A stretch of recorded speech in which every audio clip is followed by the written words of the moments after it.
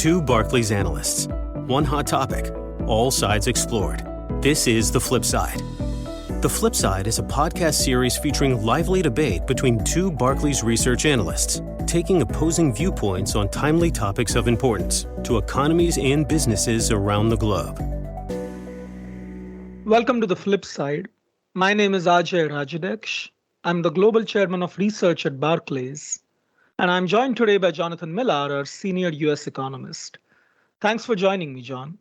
Thanks for having me, Ajay. Today, we are going to discuss whether the world economy has changed permanently and for the worse. Now, for most of the last 30 years, the world saw low and stable inflation and long business expansions. Recessions were few and far between. It was a period that we like to call the Great Moderation. The question is, has that ended? Will the next decade be far more volatile? Well, Ajay, I'm going to be taking the stance that the Great Moderation really has ended. Just look at the last few quarters. Inflation at 40-year highs, quarterly GDP numbers that bounce around, major central banks hiking rates more rapidly than we've seen in decades. Even last week, the ECB broke its own forward guidance following the Fed's lead from June. Financial markets go up one week, then plummet the next week. We're moving into an era of far more economic uncertainty. And I will take the other side, John. Yes, the world got hit badly, first with the pandemic and then the energy crisis this year. But once central banks wrestle inflation back under control, we are going back to a period similar to pre-2020. Steady, if unremarkable growth, limited job losses even in downturns, steadily rising equity and bond markets, and yes, low inflation. Well, Exhibit A from my argument is how much the jobs market has changed since 2020. Just before COVID, the US jobless rate was where it is right now, but annual wage inflation was 2.7%, according to the Employment Cost Index. Now, wage increases are about 4.5%, roughly double that pace, with the exact same jobless rate. And the US is still creating 400,000 jobs a month, which is far more than what is typically needed to keep the jobless rate steady.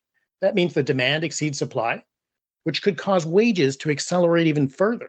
And you know this, Ajay.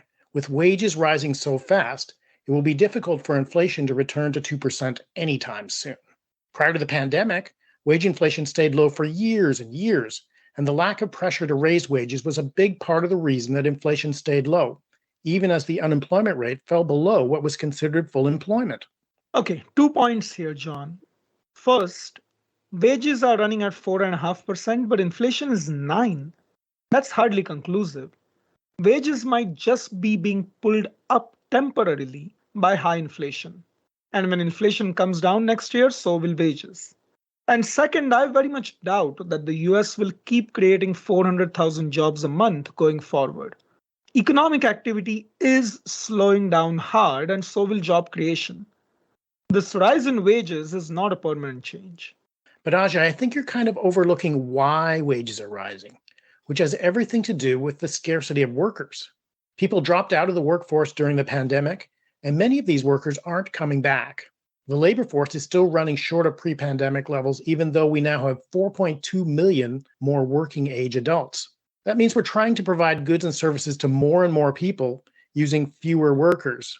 When you look at it this way, of course wages are going up. Look, I will agree that some people have permanently left the workforce relative to the absolute peak of labor participation in 2019. But on the other hand, technological improvements and globalization, these are factors that have been restraining wages for decades. I think you are underestimating, John, how strongly these factors will come back. And much of the drop in the labor force simply brought forward retirements that would have eventually occurred anyways. Okay, so now that we've broached the topic of globalization, let's shift gears and talk a bit about global supply chains. These are another worry for me. For years, companies built factories where costs were lowest, splitting the production process into tiny bits across the globe. They used just-in-time inventory management to keep costs low, relying on global transportation networks to keep everything in perpetual motion. A semiconductor chip that was designed in the US could be made in Taiwan, packaged in Malaysia, and then shipped all the way back to the US. And this all happened seamlessly, and that efficiency kept prices low. But those days are gone. COVID completely mucked up global supply chains. Look at autos. Car prices have shot up to crazy levels because parts were not available. This is emblematic of what has happened to so many products, triggering months and months of shortages and cost pressures. Companies are never going to be that vulnerable again. They're moving production onshore, but that's more expensive. The process will take time and it will involve its own share of headaches. It will keep economic volatility high, and the more onshoring occurs, the greater the bargaining power of local workers. Once again, I think you're overestimating the impact here. If everyone is moving production away from, say, China, how come Chinese exports have been so strong for 2 years and even last month? And yes, prices went up an enormous amount last year. And yes, part of that was because supply chains broke down. But it was also partly because goods consumption absolutely exploded last year, John. Consumers went out and seemingly bought every computer screen in sight, and no one foresaw that. Well, why not? Why didn't policymakers forecast any of this? The federal government was giving people money, and the Fed was buying financial assets on an immense scale. Wasn't runaway inflation virtually guaranteed? And yet, look at how badly every central bank missed how high inflation would go. Admit it, policymakers might not understand the economy as well as we thought they did. And if the world has become so complex that policymakers don't understand it, that's a worrisome development. And it's not like it will be any less complicated 6 months from now. Oh, come on. 2021 also saw huge COVID waves that no one expected. Remember Delta and then Omicron? Those threw a spanner in the works. Then there was the Russia-Ukraine war, which was a giant new energy shock. That's a lot for the economy to absorb or for a central banker to forecast. But here's the thing. None of these are permanent changes. Well, there always seems to be some excuse, isn't there? Now, China is facing lockdowns in a bunch of places. And that will cause new and unexpected global supply chain problems as well, Ajay. And it may be a mistake to think that policymakers won't misread those as well. Well, the harshest China lockdowns were in Shanghai in April. So that should have shown up in the economic data by now. And yet, every survey in recent months in both the US and China suggest that Chinese supply chain issues are easing, not worsening. So I'm optimistic on this issue. But more generally, John, the notion that policymakers have suddenly stopped understanding the economy after decades of managing it, that's just a bit too harsh. Well, Ajay, what about their actual words? Last month, even Christine Lagarde herself admitted this. She said that forces unleashed by the COVID pandemic, Russia's war in Ukraine, and the breakdown of global supply chains have made the return to a world of low and stable inflation difficult to achieve. Jerome Powell also acknowledged that the post-pandemic economy was being driven by forces that central banks just don't understand.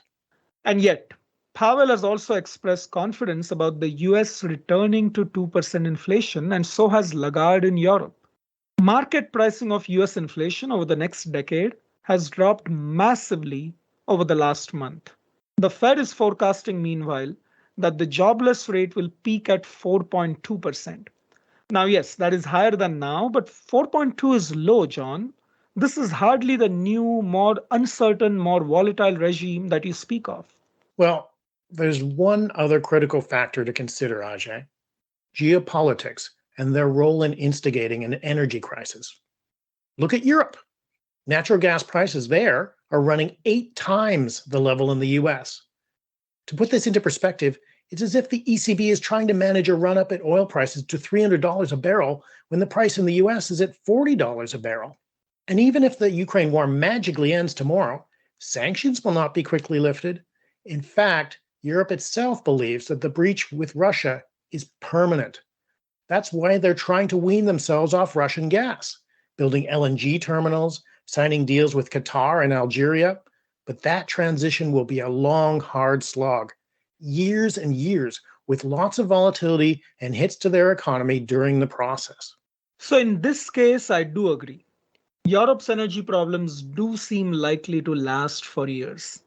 But I don't think you can extrapolate to the rest of the world. Like you said, the United States does not have a natural gas problem, and even on oil, Prices are now down 15% from early June. But we're still at $100 a barrel, Ajay. Remember, for years we depended on the US shale industry. If oil prices rose, fracking activity increased, and so did supplies of shale oil and natural gas. That kept energy prices, and particularly oil prices, well in check. I suspect those days are gone. The easy pickings in the US shale patch are over. And even if not, private lenders will be wary about funding another boom and bust cycle. And this doesn't even begin to account for the role of ESG, which means there's less capital for exploration, even if energy prices keep rising. Energy insecurity is a big part of the economic uncertainty of the future. So, first, I'm not so sure about US shale not responding. US rig counts have been rising this year. But even if you are right, I would argue that the bulk of the damage from energy is done. Oil is up 60% from 12 months ago. Say we stabilize here. That's okay, the economy has now adjusted. For energy to cause similar problems over the next 12 months, we need to see another 60% increase in prices. Are you telling me that's going to happen? That seems very unlikely, John. But Ajay, this misses the underlying point. All of these factors, the remaking and reshoring of supply chains, the process of deglobalization, intensified energy insecurity, structural declines in labor supply, these are all happening at once. These all seem to be long-lasting influences, and they're likely to leave us with a far more uncertain world for years and years to come. And my underlying point is that these are all temporary factors. Yes, they have lasted for longer than expected, but they are all cyclical in nature, not structural. Eventually, the focus will shift back to costs. Supply chains will be reestablished. Technology and globalization will continue to help keep inflation low, and we will be back to a world not unlike the one before COVID. Well, Ajay, this is one of those cases where I clearly hope that you're right and that I'm wrong. Your view of the world is far more pleasant than mine. I guess this is one debate, John, where the answers won't be immediately clear. And we, you and me, as well as our research colleagues, will of course update our views from time to time as we do get more clarity.